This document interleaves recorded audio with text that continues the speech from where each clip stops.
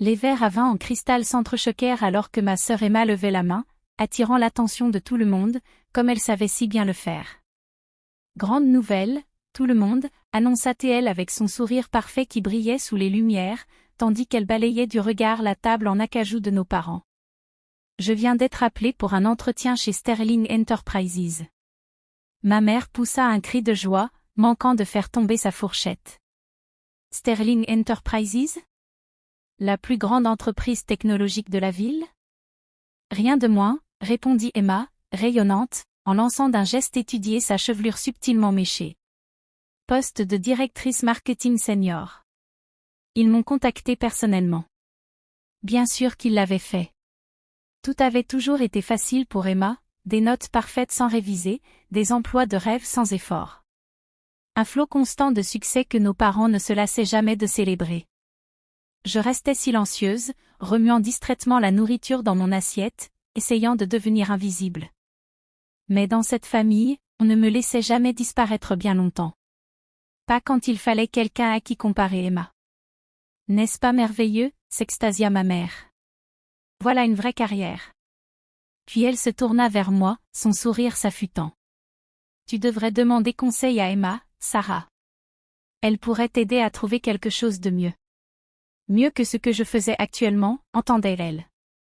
Mieux que ce travail de consultante qu'ils méprisaient tous, le réduisant à un simple freelance glorifié. Mieux que de bâtir ma propre entreprise de zéro, parce qu'apparemment, être sa propre patronne n'était pas aussi impressionnant qu'en avoir un. Je vais bien, maman, répondis-je doucement. Mais Emma riait déjà. Oh, s'il te plaît. Tu n'as même pas un vrai boulot, ricana-t-elle.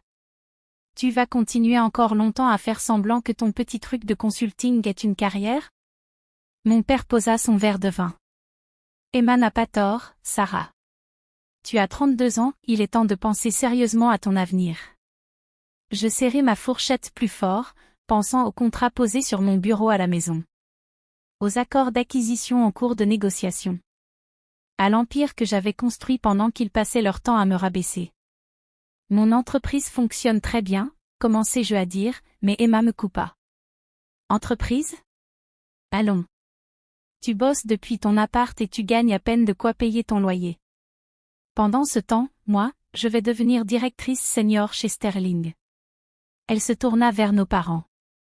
Je vous ai parlé du salaire? 250 000 $ de base, plus les primes. Ma mère manqua de défaillir. Mon père rayonnait de fierté. Je pensais au dernier rapport trimestriel de ma société et dut me retenir de rire. L'entretien est quand? Demandai-je d'un ton neutre. Lundi matin, répondit Emma avec suffisance. Pas que ça change grand-chose. Le poste est quasiment à moi. Le PDG a tenu à m'interviewer en personne. Je parie, pensai-je, en repensant à la pile de CV sur mon bureau, dont celui d'Emma, transmis par les RH avec une note, encore une candidate prétentieuse au melon surdimensionné. À toi de voir, patronne. Eh bien, bonne chance, dis-je en me levant. Je devrais y aller. J'ai une réunion tôt demain matin. Emma ricana. Quoi, quelqu'un a enfin accepté d'acheter un de tes trucs, Sarah? Ma mère soupira. Quand est-ce que tu vas arrêter cette phase d'indépendance ridicule? Ton père aurait pu te décrocher un vrai poste depuis des années. Je pensais à la plaque sur la porte de mon bureau, celle qui dit Sarah Mitchell, PDG, Sterling Enterprises. Celle qu'Emma verrait demain matin. Tu as raison, maman, dis-je en rassemblant mes affaires. C'est peut-être le moment de changer. Ils pensèrent sûrement que j'admettais enfin ma défaite.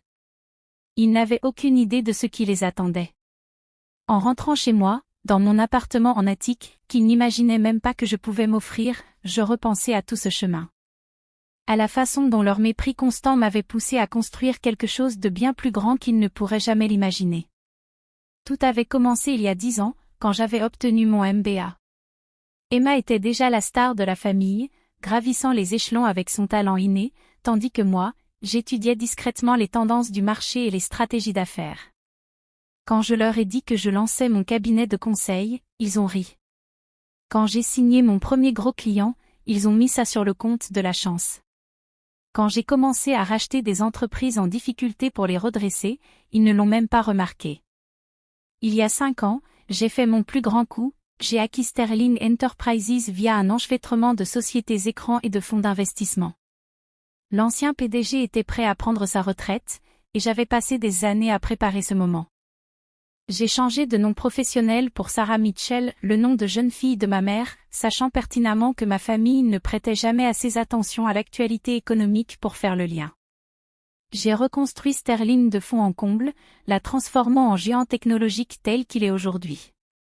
Et pendant tout ce temps, ma famille est restée dans une ignorance bienheureuse, trop occupée à célébrer les réussites insignifiantes d'Emma pour remarquer que leur fille, sans avenir, était devenue l'une des PDG les plus puissantes de la ville. Mon téléphone a vibré alors que j'entrais dans le garage privé de mon immeuble à un message d'Emma. Tu devrais vraiment venir voir le bâtiment de Sterling un jour.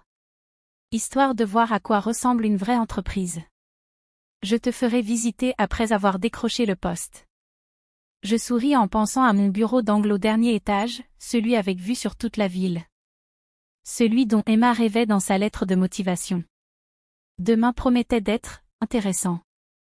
Dans mon appartement, je relus une dernière fois le CV d'Emma. Sur le papier, il avait fière allure, une bonne formation, une progression de carrière régulière, des références solides. Mais j'avais fait mes recherches. Je savais quel projet elle s'était attribué sans y avoir vraiment contribué. Quelle subordonnée elle avait sacrifié pour se faire bien voir. Quelles règles elle avait contournées. Emma avait toujours excellé à soigner les apparences. Demain, elle allait découvrir qu'une image soignée ne suffit pas. Mon téléphone vibra de nouveau. Cette fois, c'était ma mère. Ma chérie, je sais que tu dois être découragée en voyant la réussite d'Emma. Et si ton père faisait quelques appels? Il n'est jamais trop tard pour commencer une vraie carrière. Je posai le téléphone sans répondre et me dirigeai vers mon bureau. Le mur était tapissé de couvertures de magazines économiques célébrant la transformation spectaculaire de Sterling. La PDG la plus innovante du secteur technologique, disait un titre. Sarah Mitchell, la puissance cachée qui révolutionne l'industrie, proclamait un autre. Ma famille m'avait passé sous silence pendant des années, répétant que je n'étais pas à la hauteur. Demain, ils allaient découvrir à quel point ils s'étaient trompés. Je m'installai à mon bureau et ouvris mon ordinateur portable pour rédiger un email aux ressources humaines. Veuillez vous assurer que l'entretien de Madame Emma Carter soit programmé dans mon bureau à 9 heures précises. Et qu'elle attende dans le hall au moins 30 minutes avant d'être conduite à l'étage. Un détail peut-être mesquin, mais après des années à subir son mépris, j'estimais avoir droit à une petite touche théâtrale. Je passai le reste de la soirée à relire les rapports de l'entreprise et à finaliser des plans d'acquisition, un dimanche soir comme un autre. Sauf que ce dimanche avait une saveur différente. Demain, tout allait changer. En me préparant pour aller me coucher, je croisai mon reflet dans le miroir de la salle de bain. Je ne ressemblais en rien à la fille timide que ma famille croyait encore connaître. Mes tailleurs étaient désormais sur mesure. Ma posture, assurée. J'avais grandi dans l'ombre pendant qu'ils ne regardaient pas. Demain, ils allaient enfin me voir. Et j'avais hâte que le spectacle commence. Le lundi matin arriva avec un frisson d'anticipation délicieuse.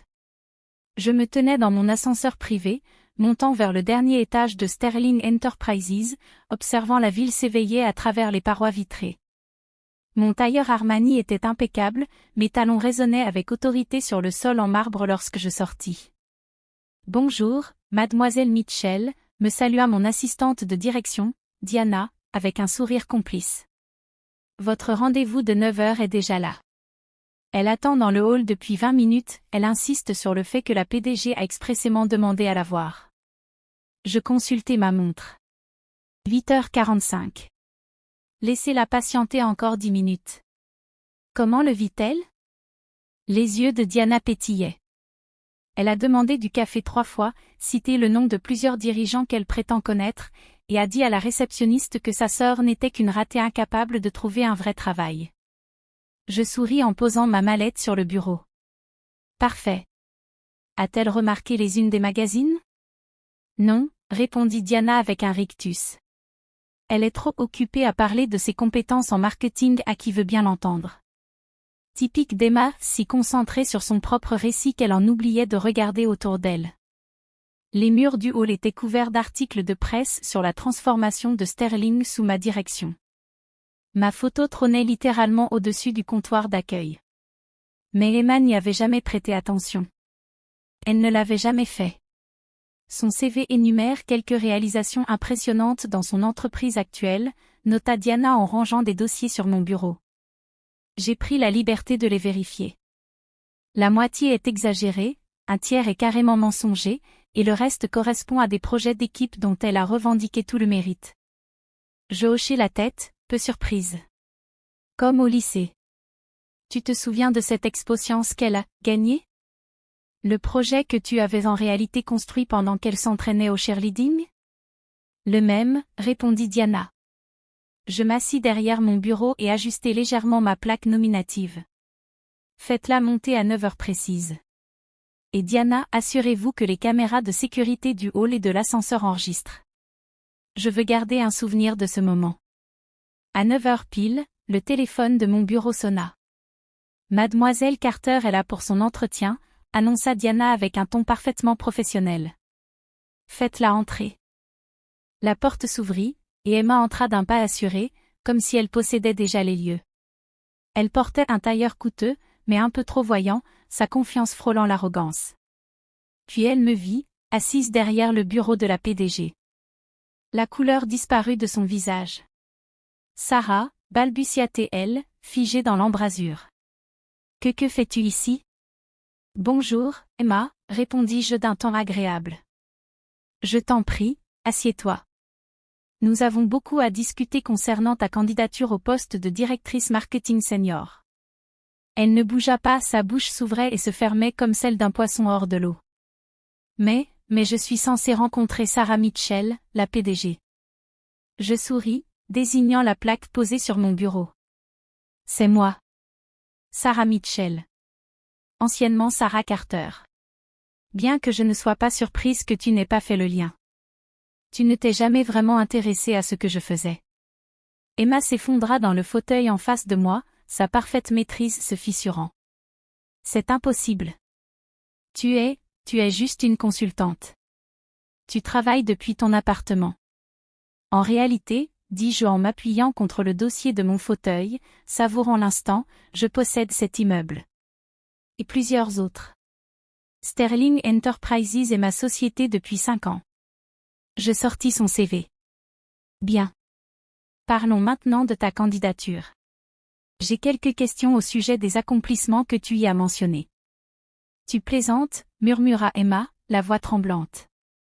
Tu ne peux pas être la PDG. Tu n'es personne.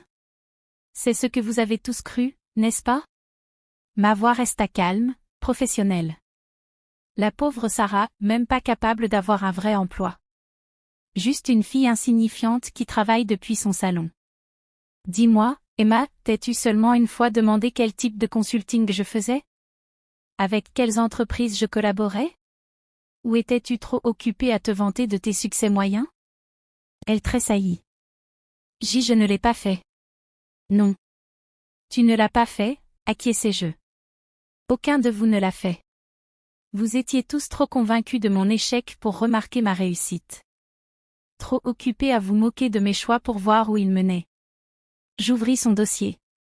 Maintenant, à propos de cette affirmation selon laquelle tu aurais, à toi seul, augmenté les revenus de ton département de 2 cents % l'an dernier? C'est vrai, bégaya-t-elle, mais je vis la panique dans ses yeux. Intéressant, dis-je en sortant un autre document. Car j'ai ici le rapport annuel de ton entreprise. Le département marketing tout entier n'a enregistré qu'une hausse de 30%. Et d'après tes anciens collègues, cette progression est principalement due à une campagne créée par ton équipe junior. Celle que tu avais rejetée au départ mais dont tu as revendiqué le mérite une fois qu'elle a réussi. Le visage d'Emma passa du blanc au rouge. Tu m'as enquêté? J'enquête minutieusement sur tous les candidats au poste de direction. Nous avons des standards très élevés chez Sterling. Je souris. Des standards qui privilégient les véritables accomplissements à l'autopromotion. À ce moment-là, mon téléphone vibra. La voix de Diana retentit dans le haut-parleur. Madame Mitchell, vos parents sont dans le hall d'entrée. Ils insistent pour vous voir. Évidemment. Emma avait sans doute couru leur envoyer un message dès qu'elle m'avait vue. Faites-les monter, répondis-je calmement. Je pense qu'il est temps de tenir une réunion de famille. Emma se tortilla nerveusement sur son siège. Sarah, écoute, à propos d'hier soir, de tout ce que j'ai pu dire. Épargne-moi ça, la coupai-je. Je ne suis pas intéressée par des excuses dictées par la peur. J'ai passé des années à t'entendre me rabaisser. Maintenant, c'est à ton tour de t'asseoir et d'apprendre qui est réellement ta sœur ratée. La porte s'ouvrit brusquement. Mes parents firent irruption, leur visage un mélange de confusion et de colère. Sarah, s'exclama ma mère. Qu'est-ce que cela signifie? Que fais-tu dans le bureau de la PDG? Bonjour, maman, répondis-je d'un ton glacial. J'étais en train d'examiner la candidature d'Emma. Vous voulez vous joindre à nous? Nous discutions de l'importance de l'honnêteté et des vrais accomplissements professionnels. Le visage de mon père vira au rouge. Arrête immédiatement ces enfantillages. Tu te rends ridicule et tu humilies ta sœur. Je me levai lentement, laissant mon autorité emplir la pièce. Non, papa. Pour une fois dans ta vie, tu vas m'écouter. Vous allez tous m'écouter. J'appuyai sur un bouton de mon bureau, et le mur de fenêtre derrière moi se transforma en un écran affichant la croissance financière de Sterling sous ma direction. Bienvenue dans mon entreprise. Celle dont vous entendez parler au club de golf. Celle où Emma rêve désespérément de travailler. Celle qui fait la une des journaux pendant que vous étiez trop occupé à me mépriser pour vous en rendre compte. Ils fixaient les chiffres, les accomplissements, l'empire que j'avais bâti sous leurs yeux fermés. Bien. Je me rassis. Parlons maintenant de ce qui fait réellement le succès en affaires. Commençons-nous par l'intégrité, ou par la vraie compétence? Le visage d'Emma se vida de toutes couleurs.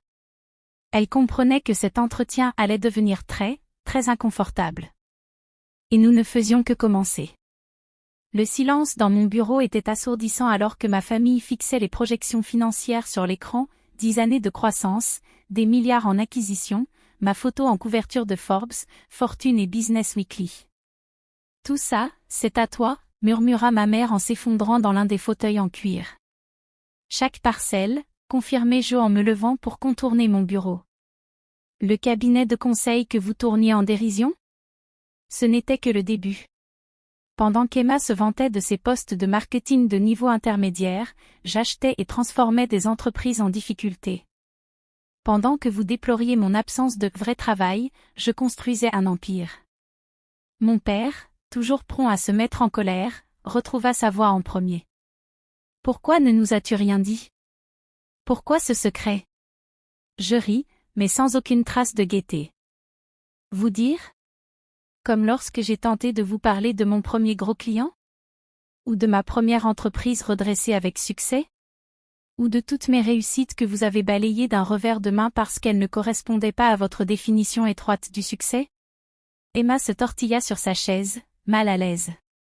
Sarah, si nous avions su. C'est précisément ça, la coupai-je. Vous ne vous intéressez à moi que maintenant à cause de ce que j'ai construit, pas à cause de qui je suis. Ce qui vous attire, c'est le pouvoir et l'argent, pas la fierté de mes accomplissements. J'appuyai sur un autre bouton de mon bureau. Une vidéo de la caméra de sécurité du dîner de la veille apparut à l'écran. La voix moqueuse d'Emma emplit la pièce. Même pas fichu de trouver un vrai boulot. Stop, supplia Emma, le visage en feu. On a compris. Vraiment, me tournai-je vers elle. Parce que je t'ai vu bâtir ta carrière sur des exagérations et des idées volées. J'ai parlé à tes anciens collègues, à tes soi-disant références. Je sais exactement comment tu as obtenu chaque poste que tu as jamais eu. Ma mère se leva, lissant nerveusement sa robe de créateur. On peut sûrement trouver un arrangement. Nous sommes une famille, après tout. Une famille? Je pris le CV d'Emma. Comme quand elle s'est approprié mon exposé de sciences au lycée? Ou quand elle disait à ses amis de la fac que j'avais abandonné l'université parce que je montais ma propre entreprise au lieu de suivre la voie classique? Ce genre de famille-là? J'étais jeune, protesta faiblement Emma. On fait tous des erreurs. Oui, c'est vrai, acquiesçai-je. Et maintenant, tu vas devoir affronter les conséquences des tiennes. Diana, mon assistante, entra avec un épais dossier. Les résultats de l'enquête que vous avez demandé, Madame Mitchell. Merci. J'ouvris le dossier et commençai à lire à haute voix, réalisation falsifiée, idée volée, plainte pour harcèlement moral. Je levai les yeux vers Emma. Tu pensais vraiment que rien de tout cela ne ressortirait lors de notre vérification d'antécédents? Le visage d'Emma pâlit. Ces accusations n'ont jamais été prouvées. Parce que papa a fait taire chaque enquête avec ses avocats, terminai-je pour elle. Mais chez Sterling, nous prenons l'intégrité très au sérieux. Nous vérifions minutieusement tous les candidats au poste de direction. Mon père s'avança, le visage de négociateur d'affaires en place. Sarah, on pourrait discuter de tout cela en privé, en famille. Vous avez perdu ce droit hier soir, répondis-je calmement. Quand vous avez laissé Emma se moquer de moi. Quand vous avez insinué que j'avais besoin de votre aide pour trouver un vrai travail. Quand, une fois de plus, vous avez montré que rien de ce que je fais n'est jamais assez bien. J'appuyai sur un nouveau bouton. La porte du bureau s'ouvrit, et Harold Bennett, mon directeur juridique, entra. Harold, veuillez expliquer à ma famille les conséquences de fournir de fausses informations sur une candidature chez Sterling Enterprises. Harold ajusta ses lunettes. Falsifier des qualifications ou une expérience sur une candidature à un poste exécutif entraîne un rejet immédiat et peut donner lieu à des poursuites judiciaires, notamment si les anciens employeurs souhaitent réclamer des dommages pour diffamation ou vol de propriété intellectuelle. Emma s'effondra complètement. Tu ne ferais pas ça. Tu ne peux pas. Je ne peux pas quoi, demandai-je doucement. Protéger mon entreprise contre quelqu'un avec un passé de malhonnêteté? Faire respecter nos standards éthiques? Ou tu insinues que je devrais te faire un traitement de faveur parce qu'on est de la même famille? Sarah, je t'en prie, supplia ma mère. Pense à ce que ça ferait à notre réputation. Comme vous avez pensé à la mienne? Toutes ces années de remarques condescendantes et d'attitudes méprisantes? Je secouai la tête. Non, maman. La candidature d'Emma est rejetée. De plus, je vais transmettre nos conclusions à son employeur actuel. Il mérite de savoir exactement à qui il confie leur image de marque. Emma éclata en sanglots. Mais ce n'étaient pas les larmes calculées qu'elle utilisait d'habitude pour obtenir ce qu'elle voulait. C'étaient des larmes vraies, celles de quelqu'un qui fait enfin face aux conséquences. Quant à vous deux, me tournai-je vers mes parents, je vous suggère de prendre un moment pour réfléchir à la manière dont vous avez traité vos deux filles. L'une que vous avez encensée malgré ses mensonges. L'autre que vous avez ignorée malgré son intégrité et ses réussites. Le visage de mon père s'assombrit. Tu prends plaisir à nous humilier, hein? Non, papa. Je ne prends aucun plaisir à ça. Je fais ce que vous auriez dû faire depuis longtemps, demander des comptes à ceux qui les méritent. Je marchai jusqu'à la fenêtre, contemplant la ville dont je possédais désormais une partie. Tu sais ce qu'il y a de pire? C'est que si l'un de vous avait montré ne serait-ce qu'un soupçon d'intérêt sincère pour mon travail, vous sauriez déjà tout ça. Mon nom complet est dans la presse économique depuis des années. Mais vous étiez tous trop convaincus de mon échec pour remarquer mon succès. Je me retournai vers eux. À présent, j'ai une réunion du conseil à préparer. Harold va vous raccompagner. Emma, tu recevras une notification officielle de notre décision par écrit. Je te suggère de considérer cela comme une occasion de réfléchir à toi-même. Sarah. Tenta ma mère une dernière fois, nous sommes toujours une famille. On peut surmonter ça. Je me rassis à mon bureau en prenant un rapport. Nous serons toujours liés par le sang, maman. Mais une famille? Cela exige du respect, du soutien, et de l'amour. Des choses que vous ne m'avez jamais offertes.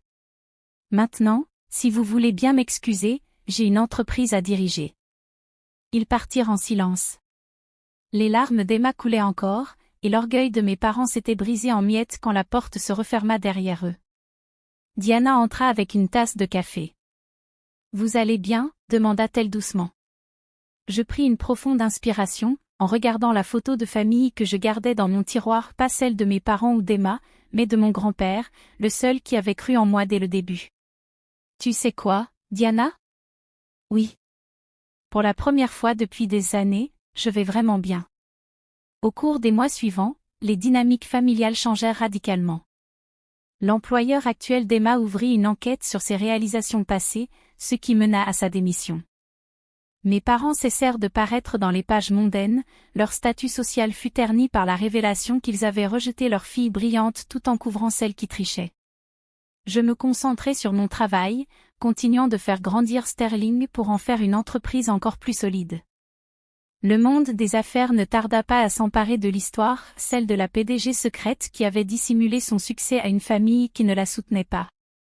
Elle devint un symbole, celui d'une détermination silencieuse triomphant sur une médiocrité bruyante. 6 mois plus tard, je reçus une lettre d'Emma, pas un email ni un message, mais une lettre manuscrite de pardon. Pour la première fois de sa vie, elle avait dû gravir les échelons depuis un poste subalterne, sans pouvoir s'appuyer sur des relations familiales. Elle écrivait qu'elle comprenait enfin la valeur d'un véritable accomplissement. Mes parents mirent plus de temps à évoluer, mais un jour, ma mère m'écrivit une lettre semblable, reconnaissant leurs erreurs et demandant une chance de vraiment me connaître, non comme la fille qu'ils avaient négligée, mais comme la femme que j'étais devenue. Je gardai les 2 lettres dans mon tiroir, à côté de la photo de mon grand-père. Non parce que j'étais prête à pardonner, mais parce qu'elles me rappelaient une vérité essentielle. Le succès ne consiste pas à prouver aux autres qu'ils ont tort, il s'agit de se prouver à soi-même qu'on avait raison. Un an jour pour jour après cet entretien décisif, j'étais assise dans mon bureau à examiner les rapports trimestriels. Diana entra avec le dernier numéro d'un magazine économique. En couverture, Sarah Mitchell, PDG de Sterling, la force du succès silencieux. L'article ne mentionnait ni le drame familial, ni l'entretien raté d'Emma. Il se concentrait sur l'essentiel, l'entreprise que j'avais bâtie, les innovations que nous avions lancées, les transformations que nous avions apportées à notre secteur. Parce qu'au fond, c'est ça, le vrai succès. Pas les vantardises au dîner de famille ni les exploits gonflés artificiellement, mais construire quelque chose qui a du sens. Quelque chose qui dure. Ils m'avaient traité d'inutile à table. Aujourd'hui, j'étais leur patronne. Leur supérieure. Leur exemple de ce qu'est la réussite véritable. Et cela valait plus que n'importe quelle vengeance.